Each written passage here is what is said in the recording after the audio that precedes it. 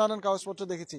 যারা ট্রাক দুটি আটক করেছে, আমরা প্রত্যক্ষদর্শী, আপনারা আটক করেছিলেন, আপনাদের সাথে একটু কথা বলি, আমরা একটু তাদের সাথে কথা বলার চেষ্টা করি যে তারা প্রথমে কি দেখেছিলেন এবং কি দেখার পর আপনারা কি জন্য ট্রাক দুটি আটক করলেন, কেন? দুইটা আমার মোহাম্মদ মিজানুর রহমান কাকাসুরা, দুইটা ট্রাক ভর্তি পুরনো কাগজপত্র দেখি। দেখার পরে তারা উত্তর দিক যাচ্ছে, তো যাওয়ার পর আমার স্থানীয় যুবক ভাইরা সন্দেহজনক ঢাকা যে সচিবালয় দুর্ঘটনার পরে মানুষ এখন একটু সচেতন হয়েছে, কেননা এই কাগজপত্র কিনা সেই কাগজপত্র হইতে পারে, এই সন্দেহজনকে ওই ট্রাক ধরছে। ধরার পর শিক্ষা অফিসের অধিদপ্তর, ওনার নামটা সঠিক আমার নাই, শহীদুল ইসলাম, উনি আসছে। আমরা পুলিশকে অবগত করছি, পুলিশও আসছে। অবগত করার পরে শহীদুল সাহেব আসছে এবং তার সাথে সহকারী দুজন আসছে।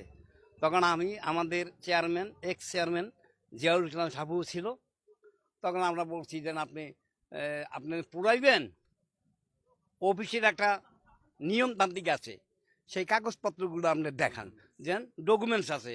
উনি ডকুমেন্টস দেখাইতে অপারক।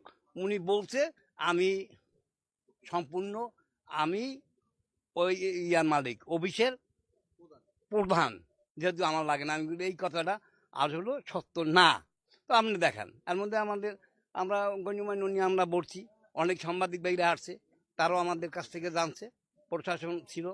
তারপর আমাদের এইখানে প্রশাসক আনিসুর রহমান আসছিল, উনি ডিসি সাহেবের কাছে ফোন করছে, ডিসি সাহেব কী সিদ্ধান্ত দিচ্ছে, সিদ্ধান্ত দেওয়ার পর আমাদের গণ্যমান্য এখানে যারা উপস্থিত ছিল তারা বলছে যে এক্সচেঞ্জ সাহেবের যেন আপনি লিখিত পরিচয় একটা। আপনারা কিসের ভিত্তিতে আটকালেন, এটা কারণটা কি? সন্দেহজনক সন্দেহটা কেন?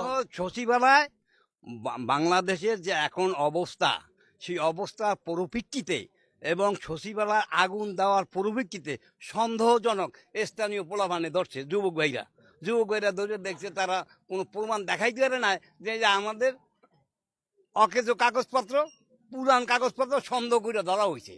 ধন্যবাদ আপনাকে। আমি এই যে ট্রাক দুটিকে নিয়ে যাওয়া হচ্ছিল, সেই ট্রাকের চালক যে, তার সাথে আমরা কথা বলেছি। ট্রাকের চালক আমাদেরকে জানিয়েছেন, দুজন চালকের একজনের সাথে কথা হয়েছে, তিনি জানিয়েছেন অপর ট্রাক চালক তাকে ভাড়া করেছিল এবং সে তাকে ওই ট্রাকের কাগজপত্র লোড করতে বলে বরিশাল শিক্ষা প্রকৌশল অধিদপ্তর থেকে, সেখান থেকে এইখানে নিয়ে আসা হয়েছে বরিশাল নগরীর একটু পাশেই। এটি হচ্ছে সদর উপজেলার কাগাসুরা এলাকায়। এই এলাকার সদর উপজেলার এই ইউনিয়নের সাবেক চেয়ারম্যান, চরবাড়িয়া ইউনিয়ন, সেখানকার সাবেক চেয়ারম্যান, তিনিও খবর পেয়ে ঘটনাস্থলে এসেছিলেন। তারপরে তিনি পুলিশকে খবর দেন। তার কাছ থেকে আমরা জানবো যে কি খবর পেয়ে আপনি এখানে এসেছিলেন এবং সেখান থেকে কি সিদ্ধান্ত নিলেন।